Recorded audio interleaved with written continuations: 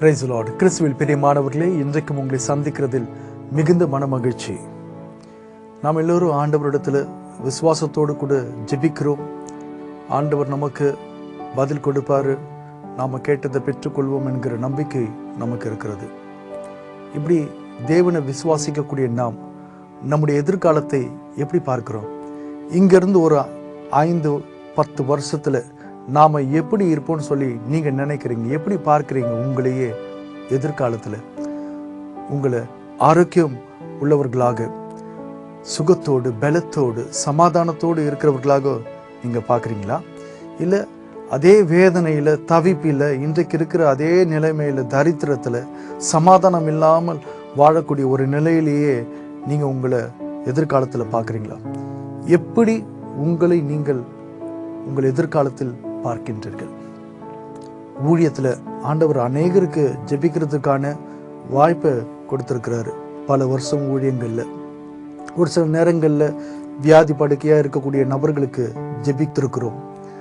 அதில் ஒரு சில பேருடைய ரியாக்ஷன்ஸ், மரண படுக்கையில் இருக்கக்கூடிய நபர்களுக்கு நாம் ஊக்கத்தோடு கூட ஜெபிப்போம்.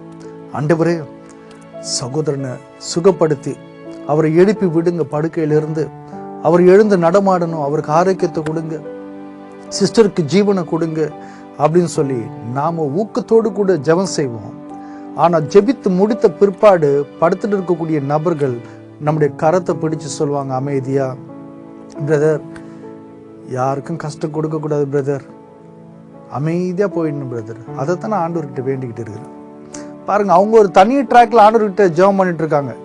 நாம் ஒரு தனி ட்ராக்ல ஆண்டவர் அவங்களை சுகப்படுத்தணும், பலப்படுத்தணும், எழுந்து நடமாட வைக்கணும்னு சொல்லிட்டு கேட்டுட்டு இருந்தா, அவங்க ஒரு தனி ட்ராக்ல ஆண்டவரத்தில் நிம்மதியாக செத்துடணும்னு சொல்லிட்டு ஜெபம் பண்ணுறாங்க. ஸோ இதைத்தான் நான் உங்ககிட்ட கேட்டேன். இன்றைக்கு நீங்கள் எதை பார்க்குறீங்க? உங்களுக்கு விசுவாசம் இருந்துச்சுன்னா, நான் ஜெபித்தபடி ஆண்டவர் எனக்கு எல்லாவற்றையும் செய்வார், என்னை சுகப்படுத்துவார், என்னை பாதுகாத்து கொள்வார், நான் நல்லா தான் இருக்க போகிறேன் அப்படிங்கிறத பார்க்குறீங்களா? இல்லை ஆண்டவர் கொடுக்க மாட்டார், ஜெபித்தோ ஒரு பிரோஜனம் இருக்க போகிறது இல்லைன்னு சொல்லி நீங்கள் இருக்கிற நிலைமையிலே இருக்க போகிறத நீங்கள் பார்க்குறீங்களா? பாருங்கள், ஆண்டவர் தன்னுடைய தீர்க்கதரிசிகளை சந்திக்கும் போது ஒவ்வொரு முறையும் இந்த காரியத்தை அவர்களிடத்தில் கேட்டார். எரேமியா 1ஆம் அதிகாரம் 11 to 13 வரையிலான வசனங்கள் நான் உங்களுக்கு வாசிக்கிறேன், கவனமாக கேளுங்க. பின்னும் கர்த்தருடைய வார்த்தை எனக்கு உண்டாகிய வரும், எரேமியாவே, நீ என்னத்தை காண்கிறாய் என்று கேட்டார். வாதுமை மரத்தின் கிளையை காண்கிறேன் என்றேன். அப்போது கர்த்தர், நீ கண்டது சரியே, என் வார்த்தையை தீவிரமாய் நிறைவேற்றுவேன் என்றார். கர்த்தருடைய வார்த்தை 2ஆம் தரம் எனக்கு உண்டாகி அவர், நீ காண்கிறது என்ன என்று கேட்டார். பொங்குகிற பானையை காண்கிறேன், அதன் வாய் வடக்கே இருந்து நோக்குகிறது என்றேன். இது எரேமியாவுக்கு. ஆமோசுடைய புத்தகத்திலிருந்து வாசிக்கிறேன், 7ஆம் அதிகாரம் 8ஆம் வசனத்தில், கர்த்தர் என்னை நோக்கி, ஆமோசே, நீ என்னத்தை காண்கிறாய் என்றார். தூக்கு நூலை காண்கிறேன் என்றான். 8ஆம் அதிகாரம் 2ஆம் வசனத்தில் மறுபடியும் அவர், ஆமோசே, நீ என்னத்தை காண்கிறாய் என்று கேட்டார். பழுத்த பழங்களுள்ள ஒரு கூடையை காண்கிறேன் என்றேன். ஒவ்வொரு முறையும் தீர்க்கதரிசிகள் இடத்துல ஆண்டவர் கேட்டு தெரிஞ்சுக்கிறாரு ஒரு காரியத்தை, நீ என்னத்தை பார்க்குற அப்படின்னு சொல்லி. அவர்கள் பதில் சொன்ன உடனே, சரி, நீ பார்த்தது சரிதான் அப்படின்னு சொல்லி அதை கன்ஃபார்ம் பண்றாரு. இன்றைக்கு இந்த செய்தியை கேட்டுக்கொண்டு இருக்கக்கூடிய உங்களை பார்த்தும் தேவன் இந்த கேள்வியை கேட்கிறார். நீ என்னத்தை பார்க்குற? உன் எதிர்காலத்தில் உனக்கு முன்பதாக என்ன இருக்கிறதை நீ காண்கிறாய்? தேவன் பார்க்கிறதையே உன்னால் பார்க்க முடிகிறதா? தேவன் பார்க்கிற காரியத்தையே நாம் பார்க்க வேண்டும் என்று தேவன் விரும்புகிறார். அதனாலதான் தீர்க்கதரிசிகள் இடத்துல இந்த கேள்விகள் கேட்கப்பட்டது. அவங்க சரியான பதில் சொன்னதுக்கு அப்புறம் தான் ஃபர்தரா ஆண்டவர் ப்ரொசீட் பண்ணார், அடுத்தடுத்த காரியங்களை அவர்களுக்கு வெளிப்படுத்தினார். காரணம், நான் பார்க்கிறதையே இவங்களால பார்க்க முடியலனாக்கா அதை நோக்கி எப்படி பயணிக்க முடியும்? நான் இவங்களுக்காக ஒரு காரியத்தை திட்டமிட்டு வைத்திருக்கிறேன், ஒரு காரியத்தை நான் தீர்மானித்து வைத்திருக்கிறேன். அதை அவங்களால பார்க்க முடியலனாக்கா அதை நோக்கி எப்படி பயணப்பட முடியும்? நான் சொல்றதை எப்படி புரிஞ்சுக்க முடியும்? அப்படிங்கிறதுனால தான் ஆண்டவர் முதல்ல இந்த கேள்வி கேட்டார், என்ன பார்க்குற? நான் பார்க்கறது உன்னால பார்க்க முடியுதா? இன்றைக்கு இயேசு ஆண்டவர் உங்களை பார்த்து இந்த கேள்வியை கேட்கிறார். என் அன்பு மகனே, மகளே, நீ என்ன பார்க்குற? பதில் சொல்லுங்க. அவர் பார்க்கறது தான் உங்களால பார்க்க முடியுதா இல்லையான்னு அவரே உங்களுக்கு சொல்லுவார். பாருங்க, தேவன் நமக்காக நல்ல எதிர்காலத்தை வைத்திருக்கிறார், நல்ல திட்டத்தை வைத்திருக்கிறார்.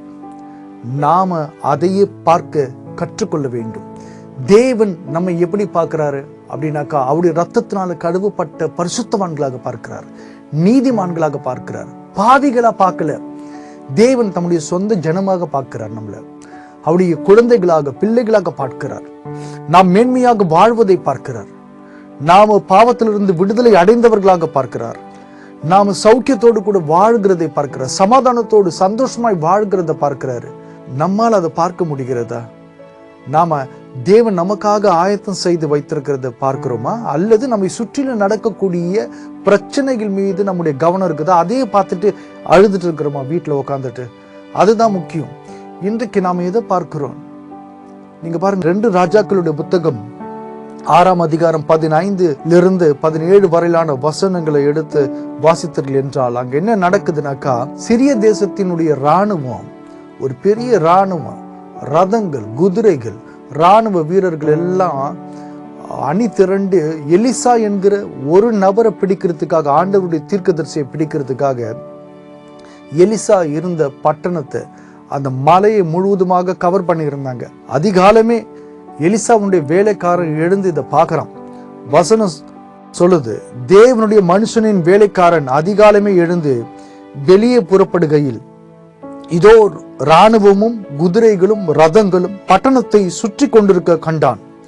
அப்போது வேலைக்காரன் அவனை நோக்கி, ஐயோ என் ஆண்டவனே, என்ன செய்வோம் என்றான். பாருங்க, எங்கிருந்து வந்தது ஐயோன்ற அந்த வார்த்தை பதற்றத்தை, பயத்தை குறிக்குதுங்க. வேலைக்காரன் பயப்படுறான், பதற்றம் அடைகிறான். எலிசாவினிடத்துல சொல்றான், என் ஆண்டவனே, என்ன செய்ய போறோம்னு தெரியலையே. ஒட்டுமொத்த இராணுவமே வந்துட்டு இருக்குது. அவனுக்கு தெரிஞ்சிடுச்சு எலிசாவை பிடிக்கிறதுக்கு தான் வந்திருக்குதுன்னு சொல்லி. அப்புறம் என்ன நடக்குது?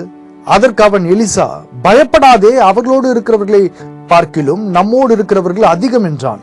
அப்போது எலிசா விண்ணப்பம் பண்ணி, கர்த்தாவே, இவன் பார்க்கும்படி இவன் கண்களை திறந்தருளும் என்றான். உடனே கர்த்தர் அந்த வேலைக்காரன் கண்களை திறந்தார். இதோ எலிசாவை சுற்றிலும் அக்னிமயமான குதிரைகளாலும் ரதங்களாலும் அந்த மலை நிறைந்திருக்கிறதை அவன் கண்டான். எலிசா பதற்றம் அடையல. காரணம், அவன் தேவனுடைய மனுஷனா இருந்தபடினால, தேவனுடைய சமாதானத்தினால, தேவனுடைய பிரசன்னத்தினால, மன மகிழ்ச்சினால, அந்த பரலோகத்தினுடைய பிரசன்னம் அவனை மூடி இருந்தது. அவனுடைய ஆவியின் கண்கள் திறக்கப்பட்டிருந்தது. அவன் ஆவிக்குரிய உலகத்தை பார்த்துட்டு இருந்தான். ஆகிய அவனுக்கு எந்த பதட்டம் இல்லை, பயம் இல்லை. ஆண்டவர் இருக்கிறது, அவருடைய சேனைகள் அங்க இருக்கிறது அவனால பார்க்க முடிந்தது. அதனால அவன் ஒன்னும் அச்சப்படல. ஆனா வேலைக்காரனுக்கு அந்த பயம் இருந்தது. ஐயோ என்று பதற்றம் அடைகிறான்.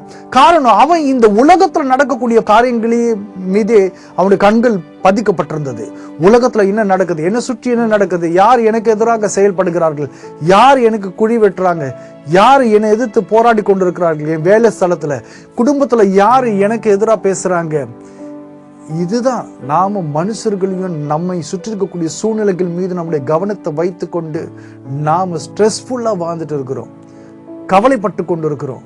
எல்லாமே எனக்கு எதிராக நடந்து கொண்டிருக்கிறது, எங்குமே நிம்மதி இல்லை அப்படி சொல்லி நாம ரொம்ப நெருக்கப்பட்டு வாழ்ந்து கொண்டிருக்கிறோம். அதனால தான் ஒவ்வொருவரும் இந்த வேலைக்காரனை போல ஐயோ என்று நாம பதறுகிறோம். காரணம், இந்த உலகத்துல நம்மை சுற்றி இருக்கக்கூடிய காரியங்களை மாத்திரமே நம்முடைய மாமிசத்தின் கண்களினால நாம பார்க்கிறோம்.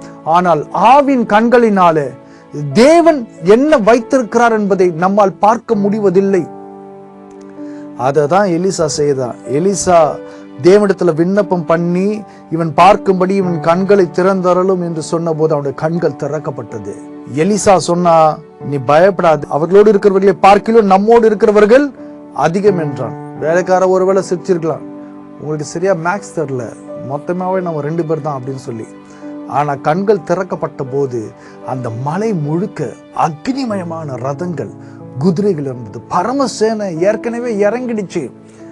அது அவனால பார்க்க முடியல, ஆனா எலிசாவால பார்க்க முடிந்தது. இன்றைக்கு தேவன் அதே தான் உங்களுக்கு கற்றுக் கொடுக்க விரும்புகிறார். நீ எதை பார்க்கிற? இந்த உலகத்துல நடக்கக்கூடிய காரியங்களை பார்க்காத. ஆவிக்குரிய கண்கள் திறக்கப்படட்டும். ஆவிக்குரிய உலகத்துல கர்த்தர் உனக்காக இயேசு கிறிஸ்துவின் மூலமாக சிலுவையில் அவர் பட்ட பாடுகளினால நமக்கு பெற்றுக் கொடுத்த ஆசீர்வாதங்கள் அங்க நிரம்ப கொட்டி கிடக்குது. ஆண்டவர் உனக்கு உண்டான பராமரிப்பு அங்க வைத்திருக்கிறாரு, பாதுகாப்பு அங்க வைத்திருக்கிறாரு, சுகத்தை வைத்திருக்கிறாரு, பலத்தை வைத்திருக்கிறாரு, சமாதானத்தை வைத்திருக்கிறாரு, மேன்மையை வைத்திருக்கிறாரு, விடுதலையை வைத்திருக்கிறாரு. உனக்கு அங்க என்ன இல்லை? தேவன் எல்லாவற்றையும் வைத்திருக்கிறார். ஆனால் நீ எதை பார்த்து அழுது கொண்டிருக்கிறாய்? தேவன் வைத்திருக்கிறத பார்த்து, அதை பார்த்து சந்தோஷப்பட வேண்டிய நீ இன்றைக்கு அழுது கொண்டிருப்பதற்கு காரணம், நீ உன்னுடைய மாம்சத்தின் கண்களால மாத்திரம் நடக்கக்கூடிய சூழ்நிலைகளை பார்த்துட்டு இருக்கிற. ஆனா உன்னுடைய ஆவியின் கண்களால பாரு, ஏற்கனவே இயேசு சிலுவையில உனக்கு உண்டான எல்லா பொக்கிஷத்தையும் ஆசீர்வாதத்தையும், நீ தேடி அலைகின்ற எல்லா காரியங்களும் ஏற்கனவே அங்க இருக்குது. அங்கதான் இருக்குது. உன்னுடைய எல்லா தேவைகளும் சந்திக்கப்பட்டு உன் பக்கத்திலே இருக்குது. ஆனா உன்னால பார்க்க முடியல. இன்றைக்கு ஆண்டவர் உன்னை பார்த்து கேட்கிறாரு, நீ எதை பார்க்கிற? ஆமென். ஒருவேளை உங்களால பார்க்க முடியல அப்படின்னாக்கா, நான் இப்போ உங்களுக்காக ஒரு ஜெபம் செய்ய போறேன். ஆமென். ஆவியானவர் உங்களை தொடட்டும், உங்களுடைய ஆவின் கண்கள் திறக்கப்படட்டும். கர்த்தர் உங்களை சுற்றிலும் வைத்திருக்கக்கூடிய பாதுகாப்பை பாருங்க, பராமரிப்பை பாருங்க. ஆமென். கண்களை மூடுவோம். Thank you Lord. அப்பா, இயேசுவின் வல்லமையுள்ள நாமத்துல தேங்க்யூ லார்ட். இப்போதும் ஆண்டவரே, ஒவ்வொரு பிள்ளைகளையும் உம்முடைய வல்லமை தொடட்டும் சாமி. Thank you Lord. பரிசுத்த ஆவியானவரே, உம்முடைய பலத்தினால நிரப்புங்கப்பா. ஆவின் கண்கள் திறக்கப்படட்டும் ஆண்டவரே. நாங்கள் ரட்சிக்கப்பட்ட போது நீர் சகல ஐஸ்வர்யத்தையும், ஆத்தும ரட்சிப்பையும், பரிசுத்தையும், எங்களுடைய எல்லா தேவைகளையும் உங்களுடைய ரட்சிக்கப்பட்ட ஆவியில வைத்திருக்கிறீரே. ஆவிக்குரிய உலகத்தில் ஆண்டவரப்பா, நாங்கள் சகலத்தையும் பெற்றுக்கொண்டிருக்கிறோமே, அதை ஆண்டவரை ஒவ்வொரு பிள்ளைகளும் காணட்டும் ஆண்டவரே. Thank you Lord. நீர் ஆண்டவரை எல்லா தேவைகளையும் ஏற்கனவே சந்தித்து இருக்கிறீர். இந்த உலகத்தினுடைய பாடுகளை பார்த்து அவர்கள் அழ வேண்டிய அவசியம் இல்லை. நீர் பலத்த காரியங்களை செய்ய போகிறீர் என்பதை அவர்கள் அறியட்டும் சாமி. இப்போது மருத்துவமனையில் வியாதிப்பட்டு ஆண்டவரப்பா சரீரத்தோடு படுத்து கொண்டிருக்கிறவர்கள் தங்களையே நடக்கிறவர்களாக பார்க்கட்டும். Thank you Lord. ஓடக்கூடியவர்களாக பார்க்கட்டும் ஆண்டவரே. இப்போது டிஸ்சார்ஜ் ஆகி ஆண்டவரப்பா வீட்டுக்கு போகிறதை அவருடைய கண்களினால பார்க்கட்டும் ஆண்டவரே. திருமணமாகாத தன்னுடைய பிள்ளைகளுக்கு திருமணம் ஆகிறதை பெற்றோர்கள் காணட்டும் சாமி. வேலை இல்லாத தன்னுடைய மகன்களுக்கு வேலை கிடைக்கிறதை பெற்றோர்கள் பார்க்கட்டும் ஆண்டவரே. தன்னுடைய ஏழ்மையில் இருந்து ஆண்டவரப்பா நல்ல நிலைக்கு போகிறதை ஆண்டவரை ஒவ்வொரு பிள்ளைகளும் பார்க்கட்டும் ஆண்டவரே. கடன் தொல்லையில் இருந்து விடுதலை அடைகிறதை ஒவ்வொருவரும் தன்னுடைய கண்களினால் பார்க்கட்டும் ஆண்டவரே. இப்போது ஆண்டவரை எல்லா காரியத்தையும் மாற்றி போடுவீராக. Thank you Lord. அவர்கள் ஆண்டவரப்பா நடக்க போகின்ற காரியத்தை, நிஜத்தை அவர்கள் பார்க்கிறபடினாலும் இப்போது தேவ சமாதானம், சந்தோஷம் ஆண்டவரே ஒவ்வொருவரையும் சூழ்ந்து கொள்ளட்டும். இயேசுவின் நாமத்துல ஒரு வல்லமை புறப்படுகிறதற்காக நன்றி. அவர்கள் எதை காண்கிறார்களோ அதை பெற்றுக்கொள்ளட்டும் இயேசுவின் நாமத்துல. Thank you Lord. நீர் ஆசீர்வதிக்கிறதுக்காக, தொடுகிறதற்காக நன்றி. கோடான கோடி நன்றி இயேசுவின் நாமத்துல. எங்கள் ஜீவனுள்ள நல்ல பிதா. ஆமேன், ஆமேன். God bless you all.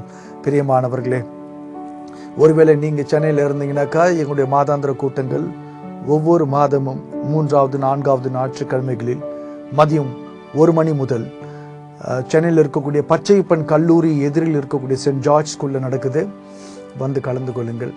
என்னுடைய பேரில் யூடியூப் சேனல் இருக்காங்க, நிறைய தேவ செய்தி இருக்குது, போய் பாருங்கள், மற்றவர்களுக்கு ஷேர் பண்ணுங்க.